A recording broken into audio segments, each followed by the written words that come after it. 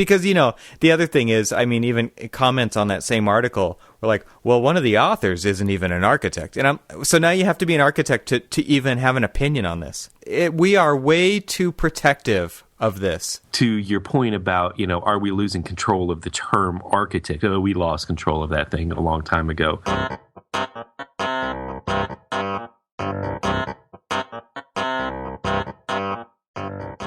What's architecture really about?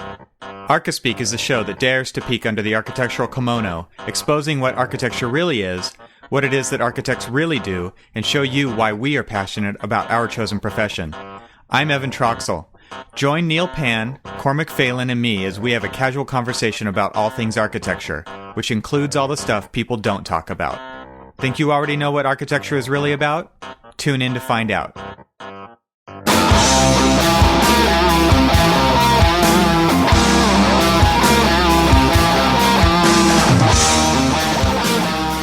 It's time for some Archispeak.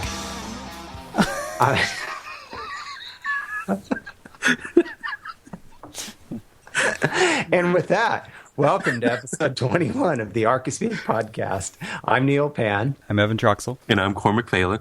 And we're sad to report we have no friends of the show for this episode. So we're gonna dive right into it with who earns the title of architect. We're going to deal with this subject here today. We'll have it in the show notes, but there was an article on Fast Company, and it created a bit of a stir recently about why Daniel Libeskind is no architect. And the article's discussing the global debate raging inside the architecture community over who earns the title architect. So we're going to start off with that. And real quick, before we even jump into that, show notes are at archispeakpodcast.com/episode/21. And you can sign up to get them delivered right to your inbox. That's right. All right. Well, if you look at if you look at the article and you kind of break it down, first, if you just start with the Daniel Libeskind is no architect. And, it's talking about the American Institute of Architects LinkedIn group. They posted this article, which was kind of a conversation started from an article written in Britain over the use of the term architect or designer when you're practicing architecture in the entire country, because they have a licensure that basically covers the entire country, unlike ours, which is state by state. And so it started talking about that, and you kind of read through it all, and it starts talking about, if you haven't earned a license or if you don't have a license in that country, you can't be called an architect. When we started talking about whether or not we were going to talk about this article on the show, I actually circulated it around to a few people in the office, and we were debating if you went, like, say, Neil, you are a registered architect in the state of California. So if you come out to licensed architect, what did I say? We don't call it registered here. Yeah. Whatever. Licensed, registered. This is exactly the point. No. It's very important. Okay. I am not a registered architect in the state of California. I am a licensed architect. Yeah. Okay. Well, as a licensed architect who went through all of the tests and was, passed and deemed worthy of being, of earning a license to practice architecture in the state of California, you are entitled to the term architect. Now, right, yes. If you travel, it was kind of this interesting thing. If I go to another state and you're not registered in that state, if you're wanting to practice in that state, you're wanted to be called a designer, not an architect. But in his particular case, he's not on the list to the RIBA or whatever it is. He's not on the list to be an architect in Britain. So when he practices there, he typically pairs up with someone else who is a registered, licensed architect, and that's how they practice. But what's deceiving about this is they say Daniel Libeskind is no architect. Well, that's a headline. It's a headline. It's a news grabber, and all this other generator. Stuff. And so and the interesting thing about it is, and the reason that I wanted to bring it up is, so you go down to the comments, and it's really the comments that kind of are amazing, because, they're just like, oh, he shouldn't be calling himself an architect if he's not a licensed architect. And it goes on and on. There's hundreds of comments. And so I was just like, okay, the guy's a registered architect. You go to the New York State website and I did, just for the hell of it.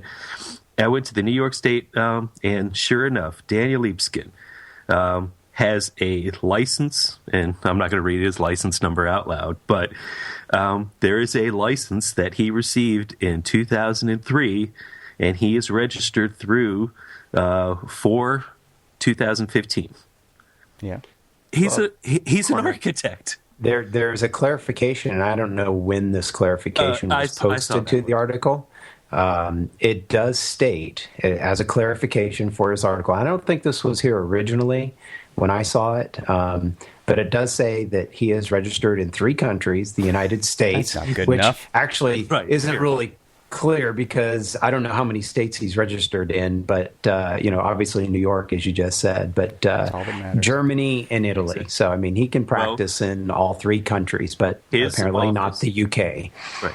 His office is in New York, so he's a registered New York architect. Makes sense. In fact, the reason that he went through the whole process of it was because when he was put in charge of the Ground Zero, basically the remaking of Ground Zero in the Trade Center area, and he was designing buildings, well, he couldn't technically be designing any of those buildings if he wasn't, registered.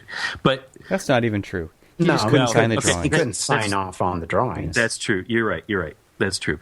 So that led to a question that actually one of my friends at work said. Okay, so Neil, you're a registered, licensed architect in California.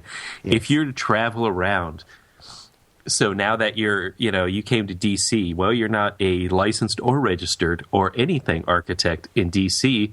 You're no longer are you no longer an architect because you're somewhere else? And it's this ridiculous notion that it's ludicrous politics. Exactly. And anybody can get can partner up and pair with somebody to have it legally signed and sealed in that jurisdiction. Doesn't necessarily, to me, make them any less of a capable quality architect. It just is semantics, or it's actually, well, whatever. But you can only say that because you're not licensed. You don't know what it's like. Now, and I say that tongue in cheek, but I mean, I know we're gonna hear that, right? They're gonna email you. Well, here's the thing, email Cormac, everybody.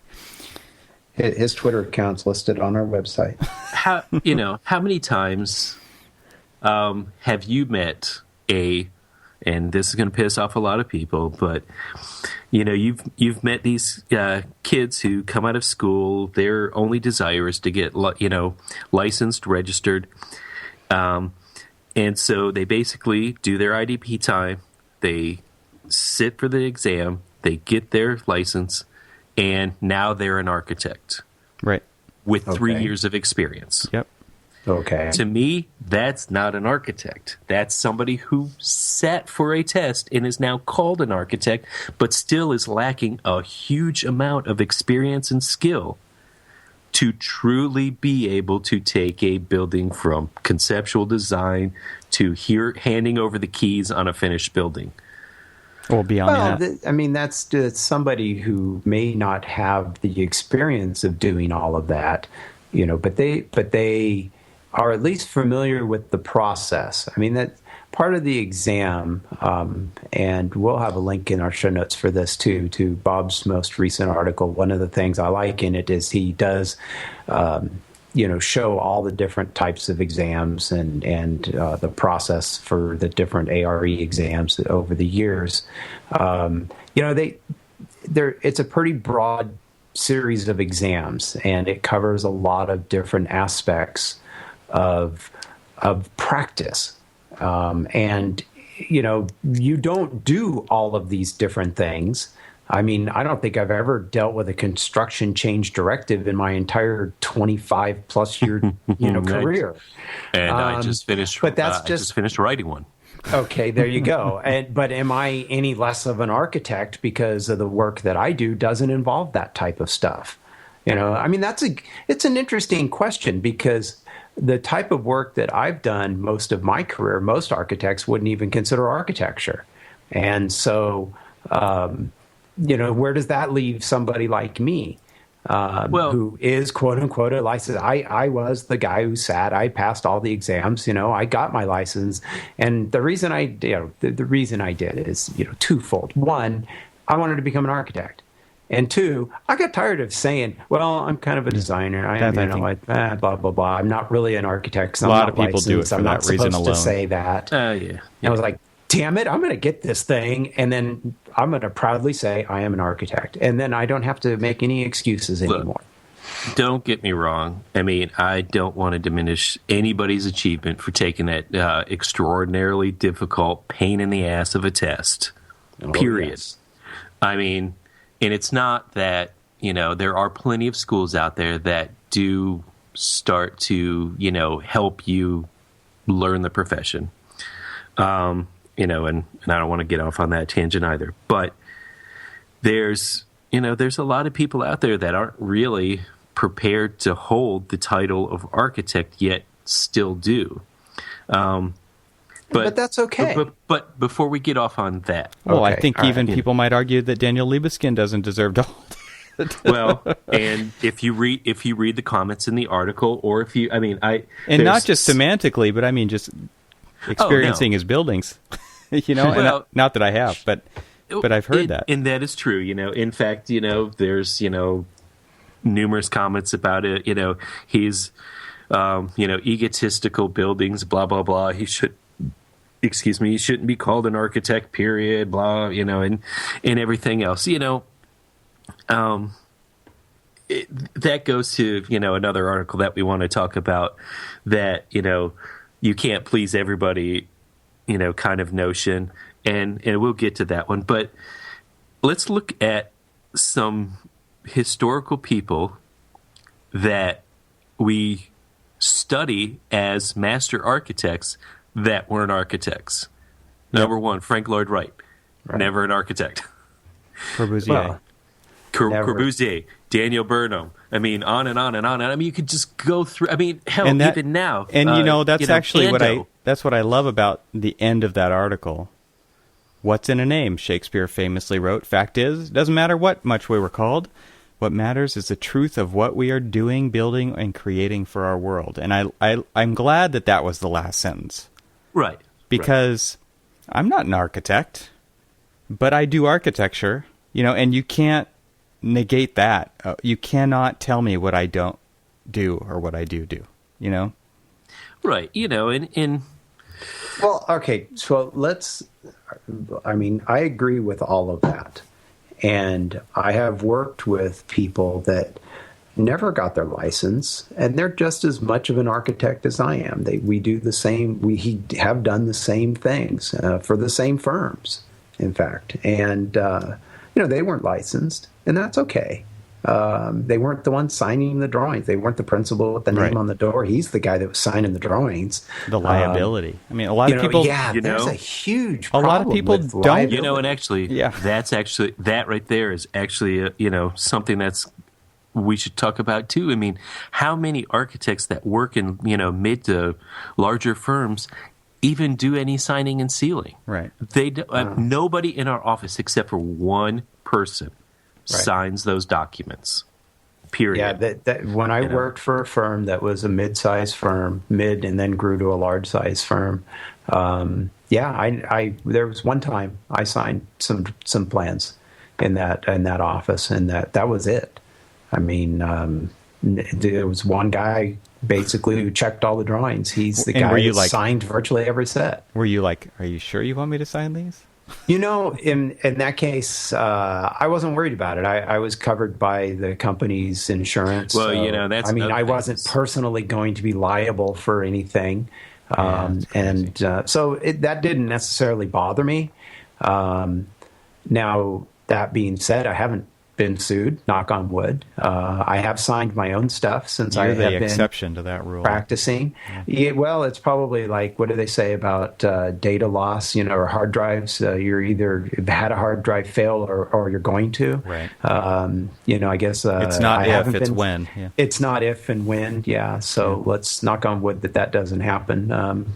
But, one of the things I wanted to touch on with this article, because it brings up the subject, and I think that for the most part, I think we can all agree that whether you're licensed or not, the practice of architecture can be done by people that are either licensed or not, and passing the test has sort of this rite of passage and something that those people that want to get licensed do, and that's that's what we want to do, and we do it. But I think what's interesting and what I found kind of fascinating about this article was the discussion of the term architect and how it's been sort of lost, and what do we do about that as a profession? So as a larger profession in general. Because if you search for, a job under architect, at least here in the Bay profession. Well, yeah, and especially here in the Bay Area, San Francisco Bay Area, where I live, it's all software architects. And so the term architect has just eroded to mean, certainly not building architect for the most part. And so what I find interesting about this is like, do we close ranks on this, as the article says? You're either licensed or you're not an architect, and what is the effect of that? Are we minimizing ourselves by getting so stuck on legally? The state of California says, if you practice the building architecture, you can't represent yourself as an architect. You can't use that term, architecture or architect, at all. And a lot of people get busted for that. I get quarterly newsletters with the most fascinating thing about the quarterly newsletters I get from the state licensing board is who got busted. Holy crap, those are the funniest things. It's like, really? You said what? And you did this? And wow, what an idiot. You deserve to get fined. And, but anyway, I think, what do we do about this? Are we, should we just say, hey, fine, everybody's an architect and embrace that idea, or, take the opposite tact and say, and rail against all these people that are using the term architect? No, to backpedal off of what I was saying earlier about, the test and how, people are lacking of experience and stuff. I find extraordinary value in the term being a legal, term being used by people who've actually, taken and passed the tests and are licensed architects. We're talking about, if we look at the broader spectrum here, we're talking about life safety. We're talking about, there's several other, kind of like branch articles about it, and the comments in there, and anybody who's wants to go in and read this article, read the article, but read the comments, because the comments are coming from people from both sides of the fence, and it's really interesting to hear the comments that registered architects, and I'm going to just keep saying registered architects. That's fine. So step off, damn you. But registered architects take it very seriously, and they should, and we should. As a profession, we should take it very seriously, but to your point about, are we losing control of the term architect? We lost control of that thing a long time ago.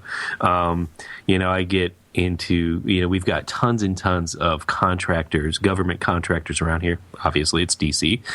But, and they're all architects. Now, not one of them are in the building and construction, design and construction industry. They are systems architects. They are, security system architects. They're this architect and that architect because they feel if they are building something, whether it's, tangible or not, they're an architect. And, it irks the hell out of me, when you say, well, hell, I can't even call myself an architect if I'm not licensed. That's probably the worst part. Yeah. And this guy can? Right. And it doesn't really bother me. I guess one of the listeners of the show, Greg Laverdera, he posted on Jess Stafford's Big Time Small Firm, the Google Plus community, about this exact topic. And I agree with what he said, and he was basically saying that, that the term is has perceived value of prestige, and so of course people are going to adopt that. Like, yeah, of course they are. That's why they're doing it, right? Because it has this feel to it, right? And that's all they're going for, and they're not trying to co-opt anything from us at all, right? They're not trying to be perceived as a building architect. They are trying to play off the word, and that's right. When I feel like let them. That if they feel like that's their place in their industry, there's nothing we can do about that. And they are never going to say I'm an architect. They're going to say I am a software architect or I am a UI architect or whatever they're doing. They're never going to say I'm an architect. Right, because they don't want to be ambiguous like that. Actually, I did meet somebody who used, who no way. Used that. Yes, absolutely used the ambiguous term of it. And he's like, "Well, I'm an architect." I was like, "Really? What firm do you work for?" And he's just like, "Well, I'm a private contractor for the government." I'm like, "Okay, well that sounds really interesting." So we start talking about. What a and douchebag. He's like, I we build systems. I'm like, oh. So you're not an architect. You're a computer programmer. You really shouldn't call yourself an architect. And it pissed him off because he thought that I devalued him by calling him a computer programmer when what I was really trying to do is say, you're not an architect in the sense that in the conversation that I thought, because, here I am, 15 years in the architecture profession, and I know what an architect is. And did you say, no, don't be offended, because I'm not one either? Jesus. No, I was... Because, the other thing is, even comments on that same article were like, well, one of the authors isn't even an architect. And so now you have to be an architect to even have an opinion on this. Right? Give me a break. Actually, we are way too protective of this. He breaks the rules here, by the way. He calls himself an architectural designer, and he lives in San Francisco, state of California. He's breaking the law. Yeah. You can't call yourself an architectural designer. So California. I'm nitpicking here, but it's like, this is what the law says. You can't use that terminology in representing yourself. But see, you can nitpick even further, though, because, you have firms that call, recent graduates intern architects. You've got them as staff architects. You've got project architects. You've got senior project architects and all of this other stuff. And most likely, anybody who's senior project architect and lower is not a licensed architect. Right. Most likely they are, and there's rare occasions or whatever, but for the most part, project managers or above typically fall into, the registrar, or at least, a handful of them are registrar architects, and, not all of them. I don't want to get into, that kind of crap, but, you've got, we're breaking our own rules by giving people titles of project architect when they're not a project architect because they are not an architect.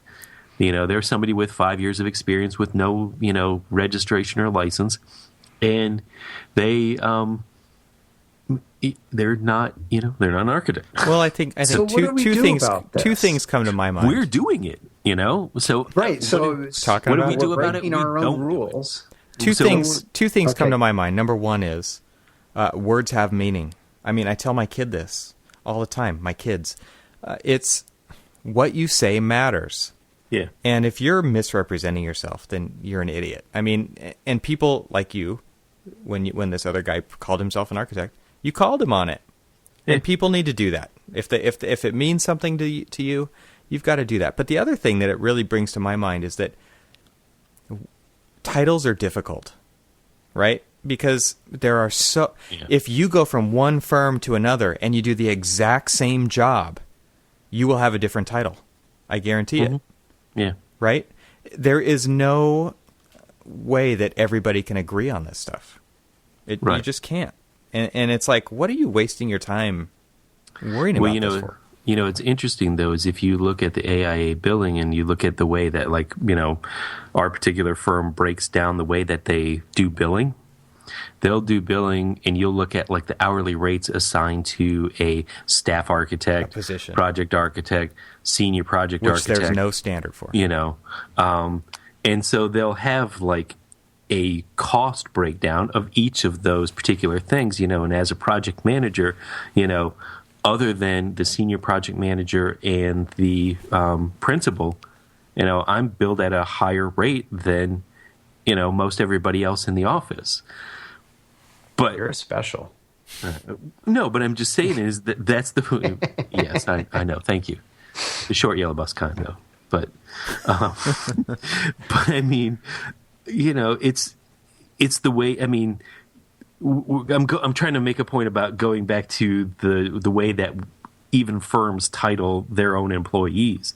I mean, by the very nature of the way that they're titled, the way that they bill, and everything else, we're breaking our own laws. You know, right. Because we aren't. You know, nobody is. You know, you're fresh out of college. You're not a project architect by law.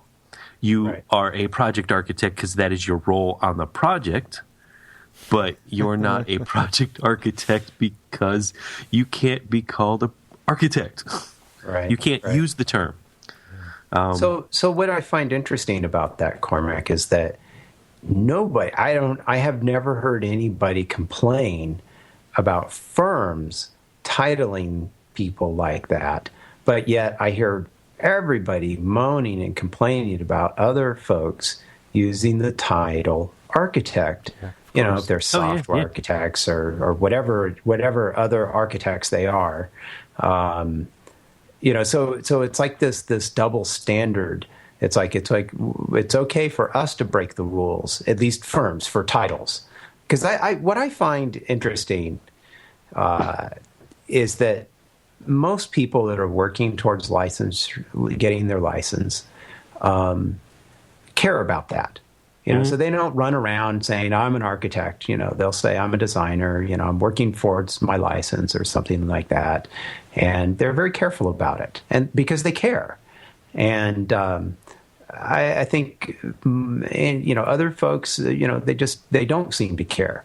And they'll just throw the word around. And so I guess we got to find, you know, some middle ground here. How are we going to do that? I have no idea. There's no way. I mean, do we need somebody like the AIA to step in and how are they going to do that? I have no idea. They're not. Maybe we do it internally. Maybe we need to tell, you know, the companies. The problem is that I was going to say maybe we need to tell the companies we work for, hey, I'm not an architect, so you can't call me a project architect. But the problem is with that is that a lot of the billing structure for projects is tied into, you know, a certain level of person working on the project. So if you're just a draftsman or drafter 3 or 2 or 1 or whatever, project architect, senior project architect, or project manager, you know, all these different titles have different dollar values assigned to them, and are typically. And so if you're working at a certain rate on a project, you know, you need to bill out at that rate. So they just call you that because that's the rate they need to bill you at for that project. Or maybe that's the level of responsibility, whether you're licensed or not. This is ludicrous. That you're doing, right? They don't bill you. You're on a fixed fee or a % of construction. You make the money or you make the money. It takes what it takes to get the job done. Like, I understand what's going on, but it is an accountant's way of doing things. Sure. It is not a creative way of doing things. You do what you need to do to get the job done. Right. In a firm, you don't have to track all those hours. You just don't. You just do the job. And so that's all, on some level, bullshit, right? When it comes down to it. Well, it's tracked internally, it's not tracked externally by the client to... But, yeah, I know what you're saying. It's tracked internally, but even then, those time cards are fiction. Because you, Cormac, don't put down all your hours, do you?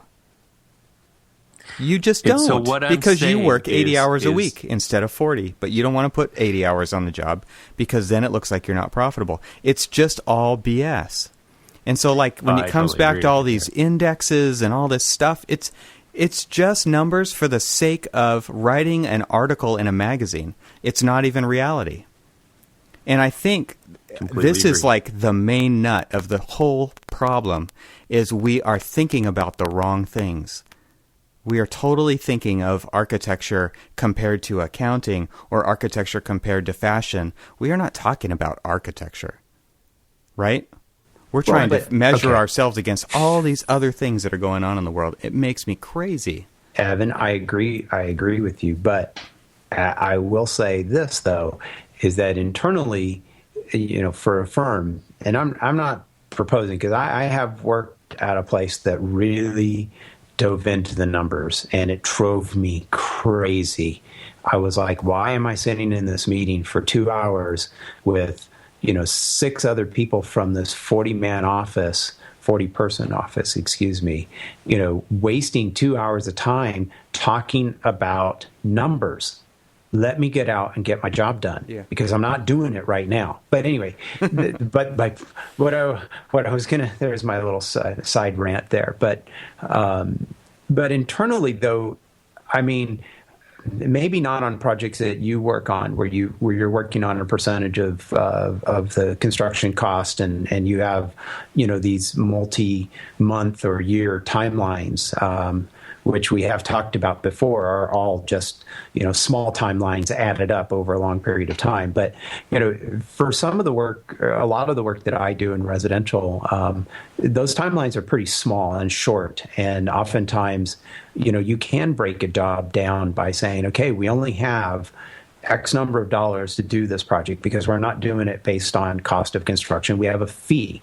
It's $10,000. Right. Okay, well, I'm getting paid X number of dollars an hour. That you just do simple math, and it tells you, okay, I've got 200 hours to get this job done, and 200 hours is 4 weeks of time or whatever, broken up with 3 or 4 people.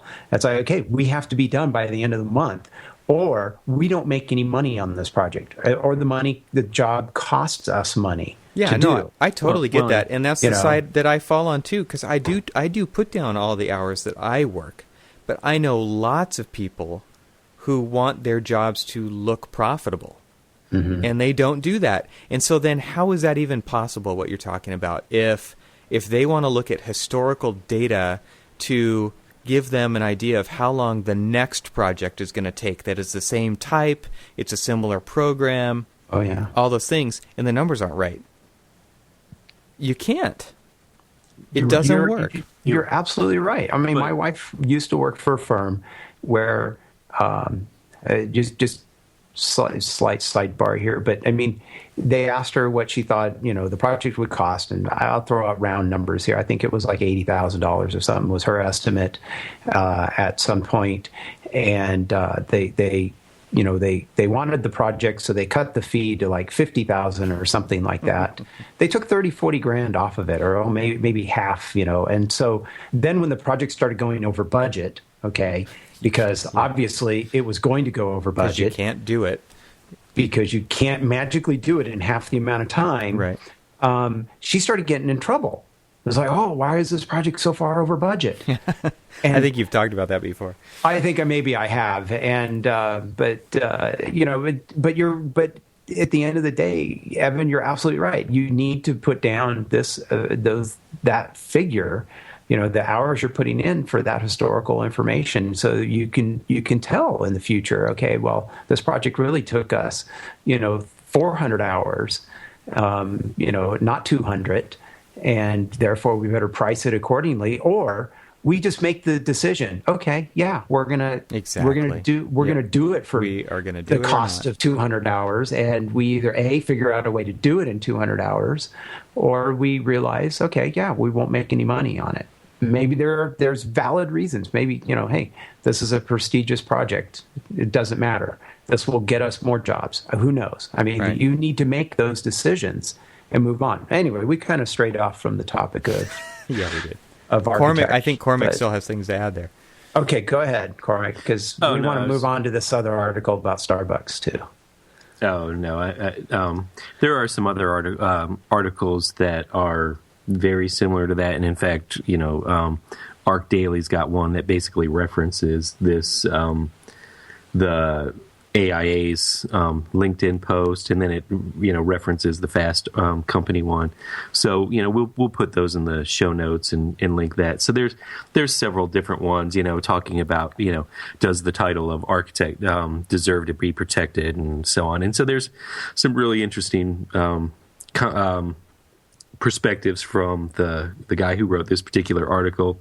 And again, the value of the article is not just in the article and the content of the article itself, but it's in the perspectives that the comments or the commenters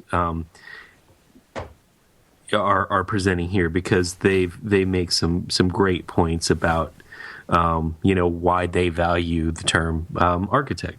Well, and it's important, I think, to point out of whose perspective are you caring about, because one of the quotes in the article, in the Fast Company article, was really on point. And it says the effort to criminalize alternate uses of the word and to chastise those designers who use it is a desperate grasp to retain relevance. I mean, basically what they're saying is the only people who care about this are architects, right? Yeah. We're the only ones who care about it. I mean, if you sit there and, I've got, a couple of friends who are registered who really care about the term. But, what they don't care about is their own personal level of knowledge and care of the craft. They just care about the title. I mean, the public, when they go into a building, they're not, and if something were wrong with it, they're not assuming it's the architect automatically. I mean, there's so many parties involved. I mean, really, the public's relying on the building codes and the officials to make sure that they're safe, right? There's inspectors, there's codes, there's all these entities. I mean, when you don't even think about this stuff, right? When you go into a building, but on a level that all of this stuff had to work for it to be deemed occupiable. But that's what you think of when you go into a building. When other people go into it and they think about the building and stuff, and if they're not familiar with, the profession and what goes into it, they're only going to think of one person, the architect. The architect's bad. This is a poorly designed space, or this is a great space. The architect is good, and stuff like that. I mean, there's rarely, or at least in my experience, I'm not going to, speak for you or anything, but I'm just saying that rarely do I find anybody who lays blame or applause to anybody but the architect for a successful or failed building. I don't agree with that, because people live in houses that are a copy of 200 other houses that are 5 feet away from their next door neighbor. They're not thinking about the architect. Oh, well, this is what they're used to. Yeah. Mediocre buildings, Right. Well, you know what? That's actually honestly another topic, and about and I do actually most really architects want to put live that on our list. Well, yeah. I'm pretty sure we all. Well, no, Neil designed his own. Well, he designed a renovation to his house, so we can't say mediocre for that one, because I've seen the pictures and it's nice. It's nice. You could say mediocre. I mean, it's not great, but it's nice. It functions. I mean,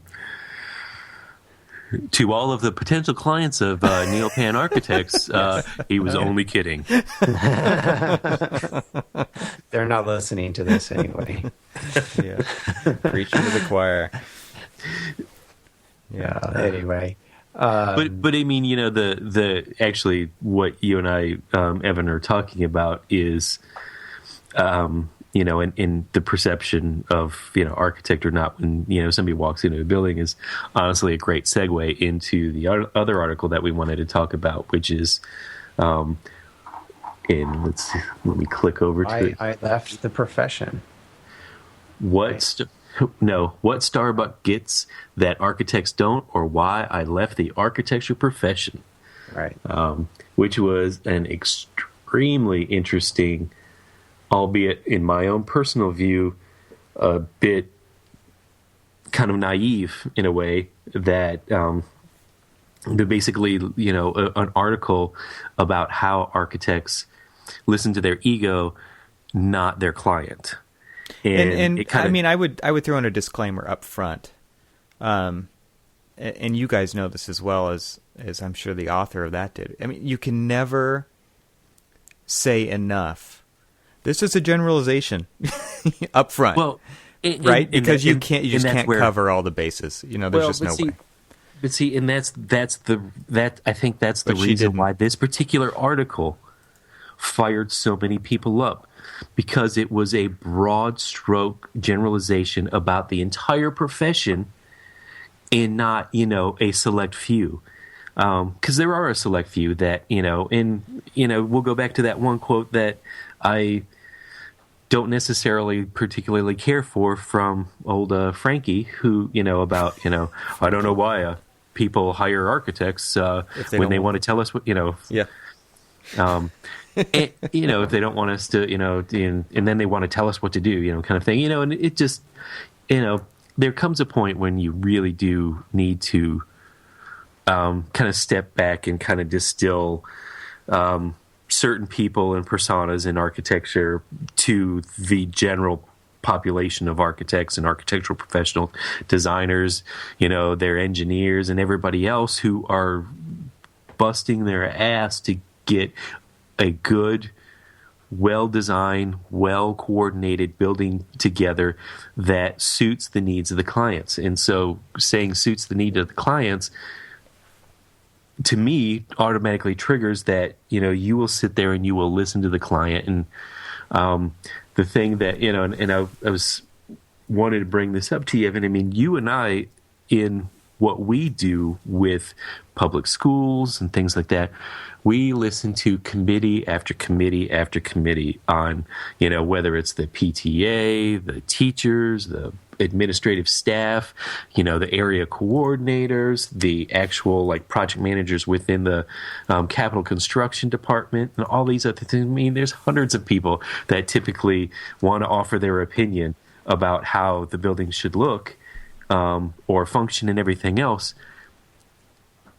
So you're getting all of this input and you're listening to everybody. Mm-hmm. How can you make one building that fits all? Yeah. You can't. Right.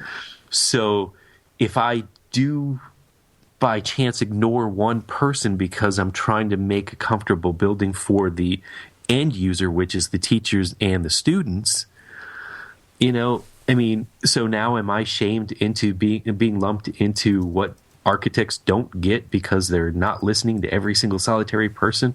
I'm not sitting out there, doing some anthropomorphic study of, how people sit down in every, different form or fashion, and I haven't polled thousands of people to tell them, for them to tell me what my, what the building should be. I think it's ludicrous that she picked Starbucks for this. And the reason why is, just pulling up the Wikipedia article on Starbucks, it says right now that they have 20,891 stores in 62 countries. Right. If that isn't the ability to build upon the last one and do it better every time, I don't know what another model is that could do that any better, right? and you're saying it exactly right. You have a completely unique set of constraints, program requirements, and people and budget that is completely different than the next project you're going to do. 100% different. Right. And it's like, I don't know how you can possibly compare Starbucks with architecture and architects, Well, I mean, it goes, I see what she's saying, but geez. Well, exactly, and although, and then I was, just reading the article, and, Starbucks interviewed hundreds of coffee drinkers before determining that round tables would be the best solution for people. And then it goes on further to say there are no empty seats at a round table, and yet they post a picture with a bunch of empty tables, with a half-empty Starbucks showing empty round tables. Yep. I understand what she's trying to say about the aspect of the round table and the conversational aspect of it and all that other stuff. But I mean, again, what you just said is it doesn't. Okay, so they interviewed 100, or hundreds of coffee drinkers over, would you say, 20,000? Yep, almost 21,000 stores. And I can guarantee that just like the local Starbucks that I went to today probably had hundreds of coffee drinkers come in and out of their door just in the first few hours of the morning. Well, and maybe she's generalizing in their square tables. I mean, and so what? Yeah. Mine too. But maybe what she's saying is people like Starbucks. I mean, and why? Why do people like to be there? No. And I think what she's saying is people respond to what they're doing, and you can tell. I mean, Starbucks did go through a recent kind of an upgrade to a lot of their stores. In my area, they upgraded every single one of them. They're going through that process around here, I mean, they run that place like a business, right? I mean, they definitely are catering to their customers, and they should. I mean, totally. Well, okay. I mean, and what they're doing is they're trying. They've done these studies that basically say, you're not going to have, it's interesting that there was Starbucks that had the big, large, comfy couches and chairs and stuff like that, but it's slowly but surely been streamlined to have. These, just like these photographs show, these large, these high chairs with the high tables, and it's changed from, just the basic comfortable lounger that'll stay around for maybe, an hour or so and read a book, read the newspaper and stuff, to people who will go in there, they'll sit down to enjoy their coffee, and maybe they'll get up and they'll go and get another coffee before they leave, or, because they're in there and they see the pastries and stuff, they'll say, yeah, let me go grab a pastry. But they're not in there for a while and so their model is basically now changed from the lounger to get them in and out. And that's not what the intent of architecture really is. It's the intent of businesses. So when we're sitting down and listening to all of our, I'm trying to find my point here.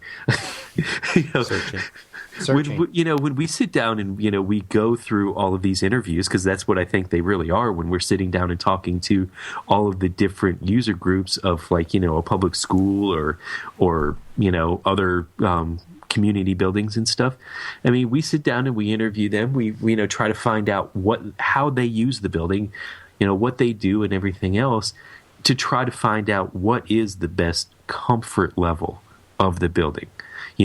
How is it best going to be used and things like that. So, I mean, we have a slightly different mindset that we're not trying to rotate customers in and out, to maximize profitability.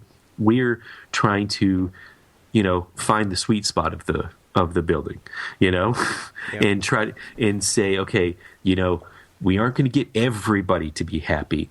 But if we find that sweet spot where at least everybody can enjoy it for the period that they're there, and then,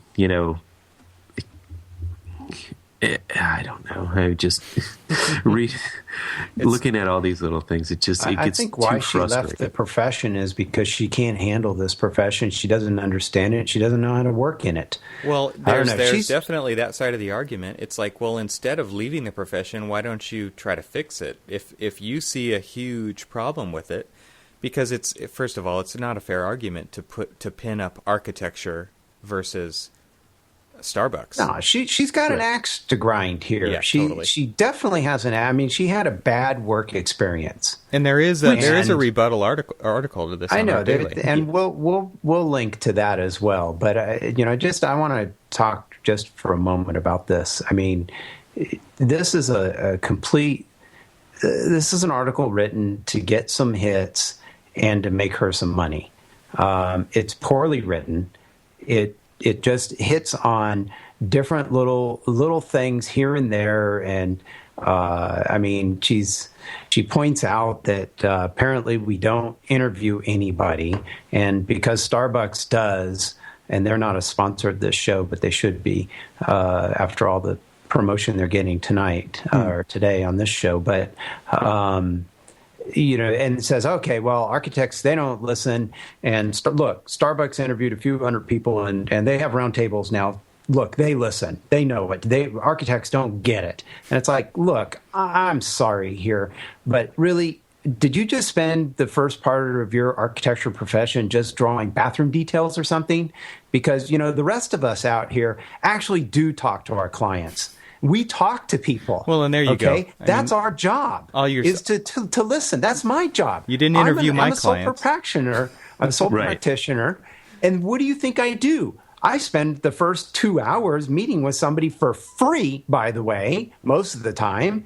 And it's like, I talk to them about what's the problem? How can I help you solve it?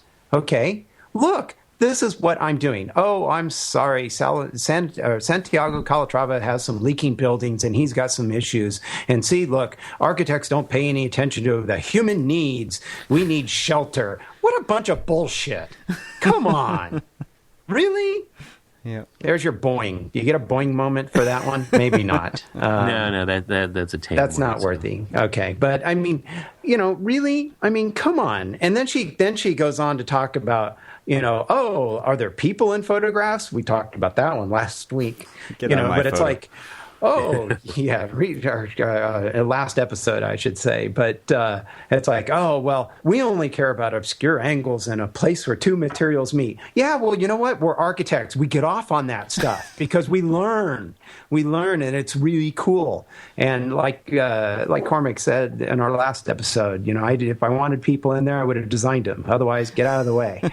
But, we design our buildings for people. Who the hell do you think lives in these buildings? That's the whole point of architecture. But it is the whole point. Look, and she doesn't get that. She doesn't get that. She doesn't give any time or consideration. That's why I think and I don't know this. Hey, you know what, Christine, contact us. Let us know. Did you spend the first 6 months or year or 3 years of your, profession practicing architecture, she says, in Australia, drawing just bathroom details or something really boring? Did you have a boss that was really mean to you or something? What is your problem? Because you don't get it. You didn't even stay in the profession long enough. And, maybe that's probably not a bad thing because we really don't want you in our profession anyway. So time to move on and go be what are you now? Some human centrist, smart city, big data I don't know what the hell that means. She's anyway, I'm sorry. I'm going off because this is a bullshit article. And this is the kind of crap that, who published this? I don't even know. Medium.com. Yeah. I don't even know what that is. But, they're shooting for hints. It got plenty of traction in other, like Arc Daily and things like that. And then the rebuttal, with Arc Daily. And I'm sure it was posted on numerous other, social media sites. And she gets money for every hit it takes. And that's all this is. It's a stupid-ass link-bait article, poorly written, blah, blah, blah, as she says. Come on. Spend a little bit of time and think about, what architects really do. I don't think she knows. I don't think she has an idea. Well, that's why I think everybody should go and read Guy Horton's article on Arc Daily, and we'll have the link. It's called The Indicator, a rebuttal to why I left the architecture profession. And he's very succinct in his response, and it's a breakdown of everything that she says. And it's basically, talking exactly like what you were talking about, Neil, and even with the comments, again, going down and reading the comments, because a lot of people have a lot of things to say. And really, the original article, generated probably the most heated of discussions, and it was really interesting because you're right. I mean, there's a lot of people that I do know that come into this profession thinking it's one thing. School doesn't really necessarily dispel that myth. So then when they finally get to the profession and they realize, holy crap, I'm not drawing 100% of the time. I'm doing this, I'm doing that. I am doing toilet details. I'm learning how to do, these construction change directives and all of these other things. And these are not things that I would have probably pursued the rest of my degree if they would have told me everything that I would have been doing. Yeah, right. And, and so well, that's why you're listening to this show, right? And so you get in, you get into the profession. You've got stars in your eyes. You're going to be the next, star architect, where you're going to design all these beautiful, wonderful spaces. And then you find out that you've got all of these constraints. You've got everything that's, piling on of all of these, things that you wrangled in, and you're just, you have you start getting a bad taste in your mouth that this isn't really what you signed up for in the first place. And then, you might work for an asshole of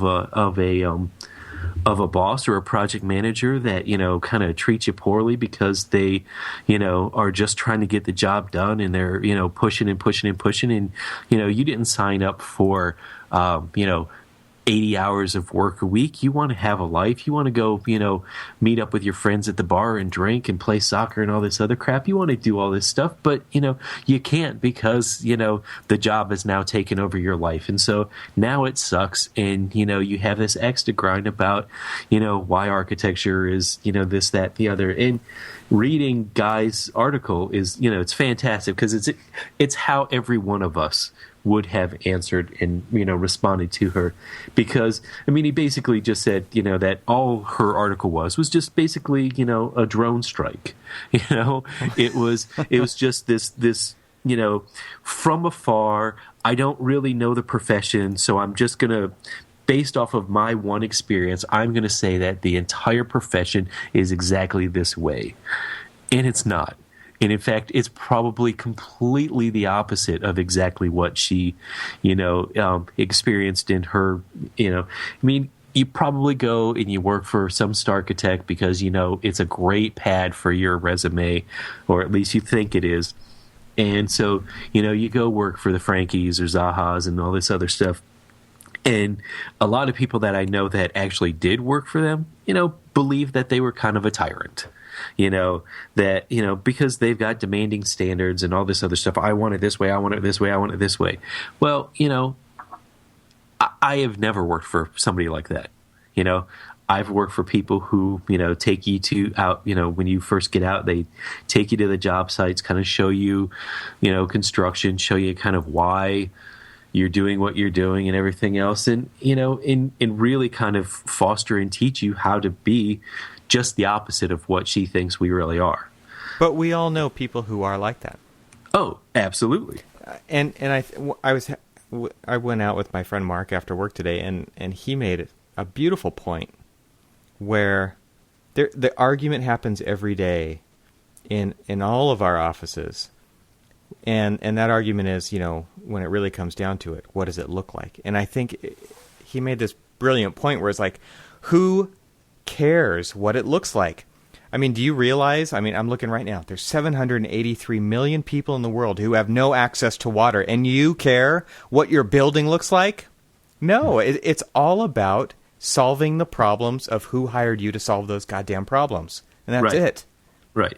And so Absolutely. The problem is that she's talking about someone that we know. We know exactly who she's talking about. And the truth is there are people like that. You can't deny it. But there are. That's not Yeah, I mean, and that's why that's why that's you're the offended by it. 1%. That's the 1% of the art of architecture. If you go and you start polling the 99%, that care about listening to the client, then you're going to have a completely different perspective on it, and you would have never written a article like that. Yep. Because that article, as Guy's response was, it was just this emotional attack on probably her bad experience. Yeah, she's venting. Yep. Yep. So Well, I think what's interesting about all the stuff we've talked about tonight is how powerful the soapbox is. Oh yeah. It's very interesting to me that we are at a point where we all have this tremendous voice, right? I've never heard of any of these people before, right? I mean, I've heard of Guy Horton. I've read some of his indicator articles previously. But other than that, I haven't heard of the authors of these other articles. I mean, whether they're architects or not, whether they've worked in it or not. But what is interesting is these articles have brought upon so much awareness because of blogs and social media and people actually having conversations. I mean, we're talking about this. Our audience is listening to it, right? So that's pretty interesting to me. And I think we're at a point, and this is something that, we've talked about before, but we have the ability to have global conversations about what matters to us. And we have the ability to change perspective and perception, and it's pretty amazing. It's pretty awesome that we can actually do that now. I mean, having a podcast about architecture, 10 years ago, 5 years ago, 3 years ago would have been unheard of. You know what I mean? And so now we're at a point where these debates are happening, and I think a lot of people get upset when somebody publishes their opinion. But the truth is like it's never been easier to put your opinion out there and get people talking about it. I think that's the kind of thing that actually can be really good for the profession that we're in, is that people can actually hash this stuff out and give these types of perspectives. Well, and you're right. Because is the AIA doing this? Is NCARB doing this? I mean, back to that. I mean, there's been more talked about these articles than I've seen from any one of these enormous associations in the last 10 years. Well, do you know that I get more professional development talking with other architects, other design professionals, other engineers, door hardware manufacturers and representatives. I mean, I get more out of the conversation that we have over Twitter and Facebook and, through our conversation on the podcast. I get more professional development through that tool than I do through our organizations that are supposed to be providing the professional development that, let's not go we down truly that need. Rabbit hole. Well, no, but I mean, you're right. But, and that's probably a topic for another show, though. Well, but I mean, I just want to, playing off of, Evan's notion of the soapbox. I mean, Sure. That's where, I mean, we now, it's giving the voice to the voiceless, if you want to, go that cheesy route. But I mean, it basically is that we are now we're not alone. We, everybody can commiserate with each other and, have these chats about, I had this contractor that did this, or I have this client that did that, and all this other stuff. And I had that same problem. And it doesn't just stop there, where we're just, in some little wine session. I mean, we sit there and we talk about how we can get through it and what's the best way to possibly, deal with situations like that. Or, I had a problem like that, with that particular detail and I worked it out this way, and it's given us an opportunity to actually expand our horizon and get inputs of different experiences and perspectives that otherwise we would never get over some, wine and cheese event at an AIA, design award. Well, it also gives accountability, right? Because now, I mean, it's not just architects. I guess I'm not allowed to call myself that, but you're not the only one with a soapbox. I mean, Your clients have a soapbox now. Right. And I think that's something that Guy Horton even said in his article, if I remember correctly. But he was like, this will weed itself out because now everybody has a voice, and they're the ones who are going to say, this architect sucked, and this contractor sucked. And they have the ability. I mean, Yelp is a huge player in this market all of a sudden, right? I mean, it's an app on your phone. If I want to find somebody to do that I need something done for, I'm going to go on there and I'm going to read those reviews. And now everybody has a voice. And so you, more than ever, have the need and desire to do the right thing. And that's super powerful. Absolutely. But Cormac, not to burst your bubble, though, that article that we started off with from Fast Company started off with a discussion thread on the American Institute of Architects LinkedIn group. So, maybe they're not directly fostering or raising these questions or talking about this or helping us in that way, but that LinkedIn group did actually start this all off. So, maybe that's just a happy coincidence, but no, actually, that was a rebuttal to, or a response to the RIBA, whatever it is. RIBA. Sure, it was actually them talking about, oh, I read this article, and Daniel Libeskind has the nerve of calling himself an architect in London. Well, he's not. Well, I think but you're right. Raises, in fairness to the AIA, real quick though, they, with discussion groups like LinkedIn, I think, and they are active on Twitter and stuff like that. They are joining the discussion, and they are coming into, the fold of all of this. They're going to need to do a better job of actually listening to what we're saying rather than just say, yeah, here's your platform. I've got a couple of extra soapboxes. The thing about all these other blogs is they break out of that echo chamber, right? It's not just architects anymore talking about this stuff. It's everybody. Fast Company is well regarded by tons of people who have nothing to do with architecture. And there's an article about architecture. Really calling yourself an architect on Fast Company. That's huge, right? Right. Well, this has drawn more attention. That's good. Yeah, I agree. Good? That's good for us. That's good for the profession. We need to get that out.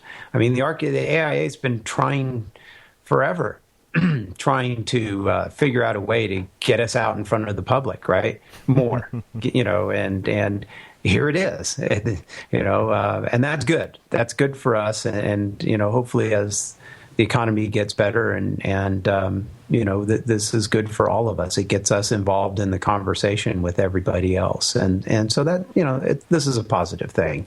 So, yeah. So, guys, I think we're about ready to wrap this up. Yeah. We're ready. We've hit our time. So with that, please, give us your comments. We've hashed out kind of some of our thoughts and randomly, bounced around a lot of different ideas or thoughts about, what we've talked about for this episode concerning the title architect. How do our listeners feel about this? Let us know. Visit our website at archispeakpodcast.com. And you'll find the Archispeak Twitter account and links to our own individual Twitter accounts and a link to the Archispeak Facebook webpage. You can leave us comments on all of those places. And if you have a really good point about this that you'd like to make, call and leave us a message at 415-484-8496. And join in the conversation, please. And don't forget to leave us a review on iTunes. We really like seeing those, too. That's right. Yeah, we would definitely love to hear some comments and get this conversation going with our listeners. And, make sure, as we're talking about, engagement from everybody, we'd love to hear it. That's true. All right. All right. Thanks for listening, guys. All right. Good night. Good night. Good night. I joined the choir to sing. They're all competing for some other thing. I join the choir to sing.